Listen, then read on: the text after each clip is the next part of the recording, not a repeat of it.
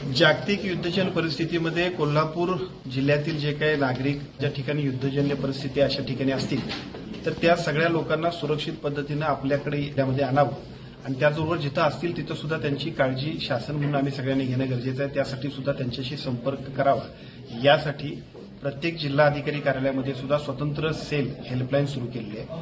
आज या ठिकाणी कोल्हापूर जिल्ह्यातल्या हेल्पलाईनचा आणि स्वतंत्र सेलचा सुद्धा आपण आढावा घेतला। एकूण जिल्ह्यामध्ये जे काही एकूण बाहेर संपर्क आपल्याशी ज्यांचा झाला अशी एकूण 207 आमचे सर्व कोल्हापूर जिल्ह्यातील नागरिक नोकरीनिमित्त पर्यटनाच्या निमित्तानं बाहेरच्या देशामध्ये जिथे युद्धजन्य परिस्थिती आहे तिथं आहेत, परंतु त्यातले साधारणतः 23 आतापर्यंत परत आलेत।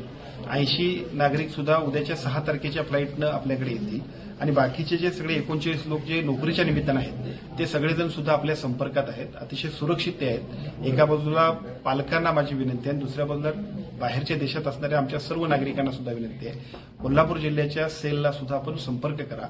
जिथं जिथं आवश्यकता वाटेल तिथं संपूर्ण सहकार्य करण्याची जबाबदारी केंद्र शासन, राज्य शासनाची आणि जिल्हा स्तरावरती सुद्धा आम्हा सर्वांची आहे। आम्ही सर्वजण त्या सगळ्यासाठी सज्ज आहोत।